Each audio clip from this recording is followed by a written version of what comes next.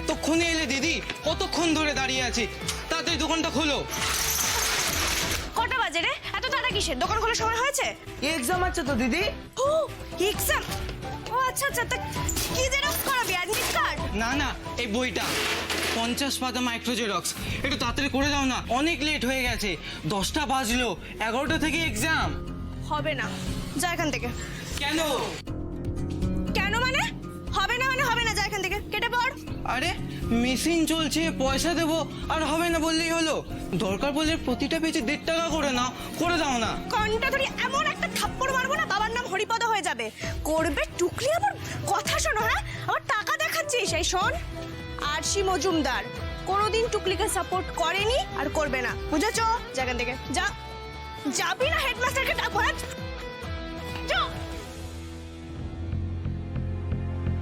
দেখি রে, এতগুলো কাস্টমারকে ভাগিয়ে দিলি?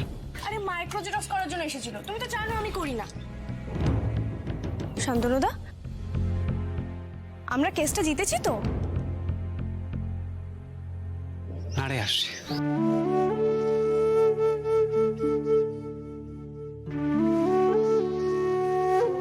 মানে? মানে কেসটা আমরা হেরে গেছি। হেরে গেছি? হ্যাঁ, হেরে গেছি। কাল থেকে দোকানটা ছেড়ে দিতে হবে। কি বলছো তুমি শান্তনুদা?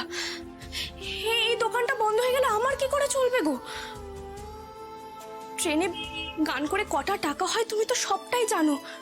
আর আমি তো ফুল টাইম ট্রেনে গানও করতে পারবো না, কেউ না কেউ দেখে নেবে, আর সেটা বাড়িতে জানাজানি হয়ে গেলে সব শেষ।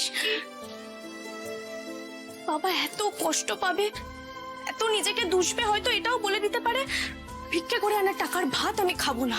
আমি জানি তো আরশি, কি করবো বল? অনেক তো চেষ্টা করলাম বাঁচানোর, কিন্তু দোকানটা তো ধরে রাখতে পারলাম না।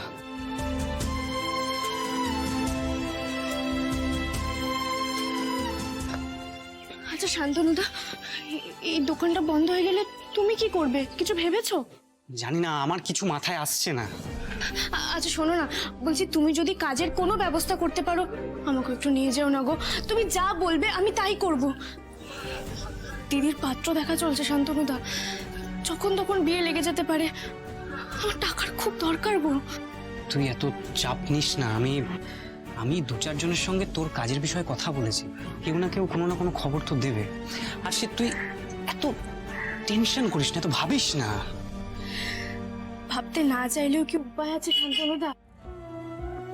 বোনের পড়াশুনো, দিদির গান, মায়ের শরীরটাও ভালো নেই গো। আর তুমি তো জানো বাবার কতটুকু ইনকাম। আমি বসে গেলে আমাদের সংসারটা চলবে না গো। যে করেই হোক বোন আর দিদির স্বপ্ন আমাকে পূরণ করতেই হবে। আর তোর স্বপ্ন, সেটা কি হবে?